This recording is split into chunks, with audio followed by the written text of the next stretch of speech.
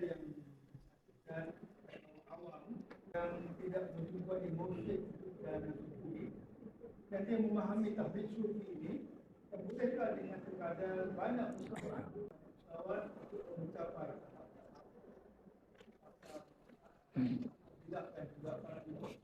hanya pesawat yang sebaik-baiknya.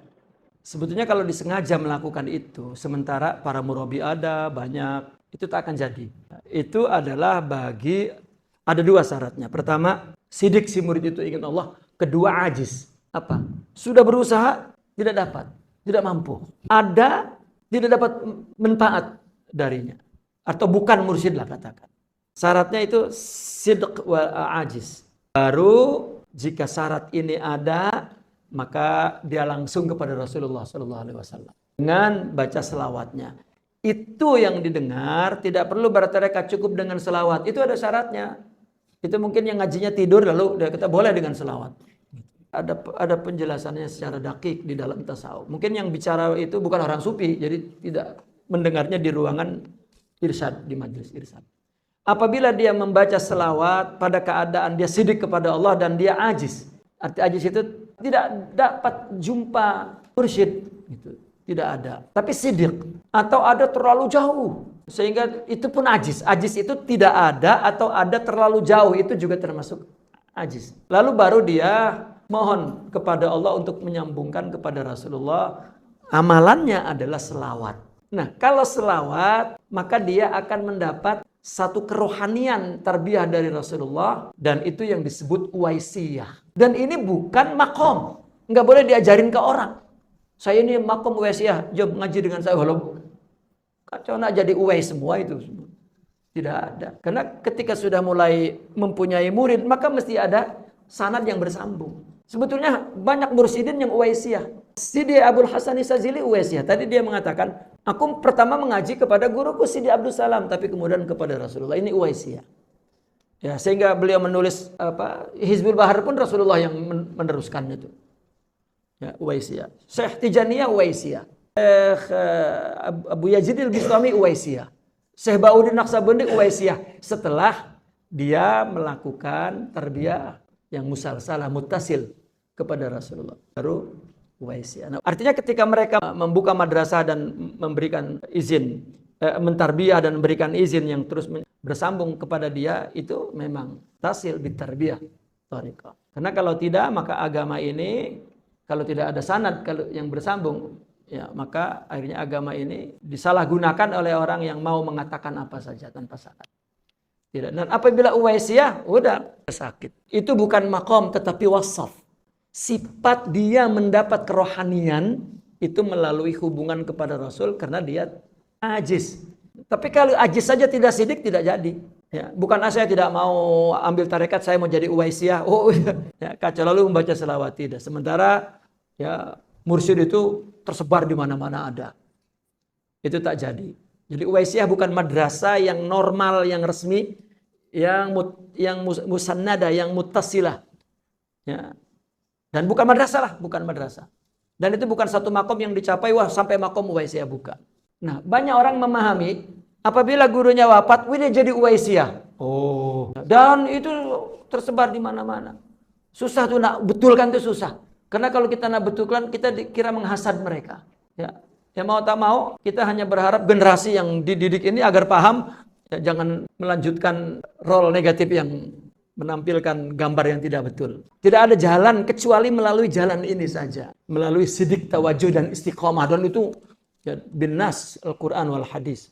Uwaisiyah kan tidak sempat karena ibunya dia tidak dapat meninggalkan pergi ke Mekah dari Yaman. Maka Rasulullah menyuruh Sayyidina Umar untuk pergi ke Uwais Al-Qarni itu dan minta doa untuk kamu dan untuk semua umat ini. Itu pun tidak berarti bahwa Uwais lebih tinggi daripada Sayyidina Umar. Allahu Akbar.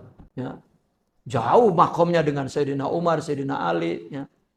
Kan Sayyidina Uwais ketika ditanya Assalamualaikum, dia memang sudah tidak peduli dengan orang. Assalamualaikum, waalaikumsalam. Ya. Sayyidina Umar menunggu jauh begitu. Sayyidina Ali datang, Assalamualaikum, waalaikumsalam. Uwais Al-Qarni, na'am.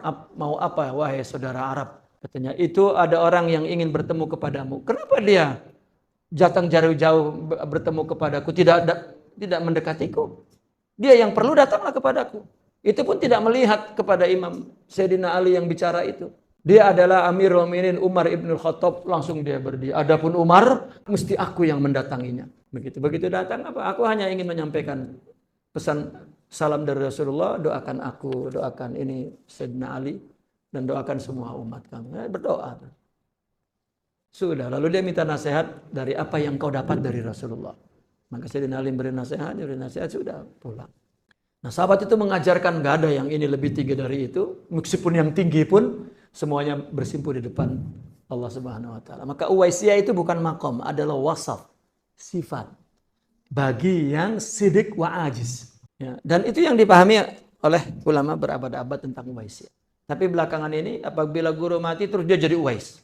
Ya, katanya guru kita dari alam kubur terus ya, memantau. Ya. Itu sebab saya baca kitab dengan pelajar-pelajar itu tentang guru itu ketika hadir kafallahu bihi idza syahida wa yanubu anhu idza faqida. Ketika ada murabbi, maka itulah majla Allah yang akan mengingatkan kita. Maka hal dia itu bersama kita itu sudah kita ingat kepada Allah. Kalau kita sidik, kalau tidak, tidak. Nah, ketika guru itu tidak ada, Allah yang menjadi wakil dia, artinya Allah yang mengingatkan. Ya, surahnya tidak ada, yaitu mursyid. Tapi itu juga bagi yang sadik. Contoh, Rasulullah SAW kurang, tidak ada lagi lah yang seperti Rasulullah ya, yang dapat memberikan faidah. Tapi Abu Jahal tidak mendapatkannya. Tapi yang mendapatkan Sayyidina Abu Bakar. Gitu. Jadi kalau Rasulullah memang yang aktif memberikannya, dimasukkan ke dada Abu Jahal, terus iman. Ya.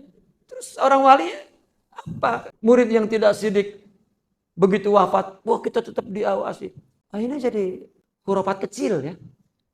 Seolah-olah betul tapi salah pemahamannya. Kalau dia sidik, gurunya wafat, mengamalkan zikirnya dan nasihatnya hidup di dalam hatinya, itu Allah yanubu alaihi, Allah akan jadi wakilnya.